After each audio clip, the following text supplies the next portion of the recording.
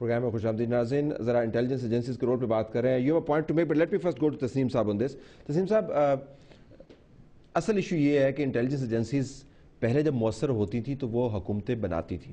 اسد خان صاحب کی پٹیشن کے اندر یہ واضح ہے کہ وہ کس طریقے سے بڑے الائنسز کو بناتی تھی اور ان الائنسز کو مبینہ طور پر وہ پاور میں بھی لاتی تھی. اور ہم نے الیکشن دیکھے, 1990 کا الیکشن ہمارے سامنے ہے, خود ہم نے دیکھا ہے. اس کے بعد بھی الیکشن جو ان کے اندر یہی آپ کی پارٹی کا رول جو ہے نا وہ ایک قسم کا ڈوبیس رہا ہے. یعنی جن صاحب کا نام آ رہا ہے اس پٹیشن میں, مرزا اسلم بیگ صاحب کا, ان کو آپ کی پارٹی نے جمہوریت کا تمغہ بھی دیا ہے. آج کل جن صاحبان کا نام آ رہا ہے وہ آپ کی پارٹی کی طرف سے ایکسٹینشن پر ہیں, اور اگر انٹیلیجنس ایجنسیز واقعتاً کام کر رہی ہوتی تو وہ تو عمران خان صاحب کو لا چکی ہوتی نا جی. وہ تو نہیں ہے پاور کے اندر, تو کون سی انٹیلیجنس ایجنسی کام کر رہی ہے؟ دیکھیں, یہ ان کے خدشات ہیں کہ ایجنسیز یہ آج کل بھی یہ کر رہی ہیں. آپ نے بھی کہا نا کر رہی ہیں. میری بات سنیں نا, جو یہاں تک ہے کہ پولیٹیکل پارٹیز وہ بنا رہے ہیں یا عمران خان کے ساتھ وہ چلے ہوئے ہیں یا ان کو انکریج کر رہے ہیں, لیکن ایسی بات ہمارے نزدیک نہیں ہے. نہیں ہے عمران خان صاحب. میں میری بات سن لیں, لیکن میری بات پوری ہونے دیں. میاں صاحب, آپ پہلے دونوں صاحبان بول چکے ہیں, اب ٹھنڈے ہو جائیں, اتنی گرمائش نہ پیدا کریں. پروگرام تسلیم صاحب کا مینڈیٹ نہیں ہے گرمائش پیدا کرنے کا. میں یہ عرض کر رہا ہوں کہ یہ بات یہ ہے کہ پولیٹیکل پارٹی جو ایلیگیشن آ رہا ہے ان کے اوپر یہ آ رہا ہے, لیکن ماضی میں ایسا ہوا ہے. جنرل مشرف کے دور میں بھی ایسا ہوا ہے, پارٹیاں بنائی گئی ہیں. نون لیگ کے دور میں بھی ایسا ہوا, IGI بنائی گئی ہے.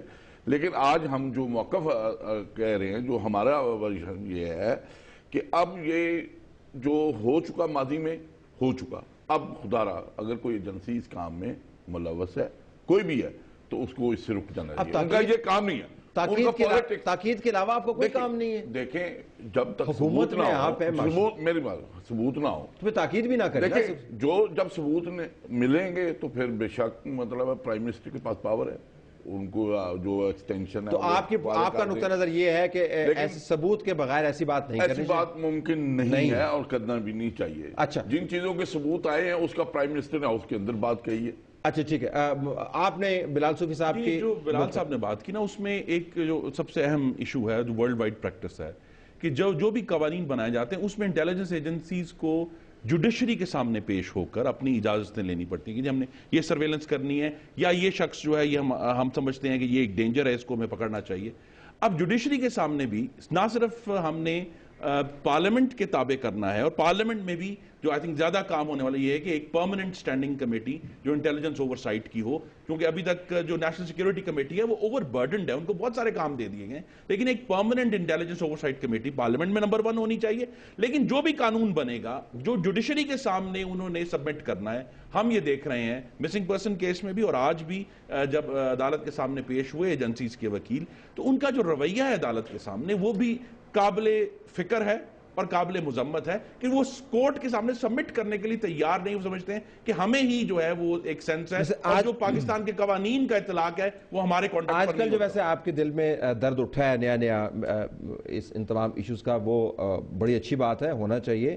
لیکن 4 مہینے پہلے تو آپ انہی انٹیلیجنس ایجنسیز اور اسی آرمی اور اسی ریاست کے اداروں کو اس طریقے سے آپ ان کا دفاع کر رہے تھے. آپ تو کہہ رہے تھے حکومت وقت جو ہے ان کے خلاف داؤ مار رہی ہے, اور پاکستان کی آرمڈ فورسز کو انہوں نے ڈی مورلائز کر دیا ہے, ریاست کو انہوں نے تلپٹ کر دیا. اینڈ میاں نواز شریف کی پٹیشن کے اندر آپ نے لکھا ہوا ہے.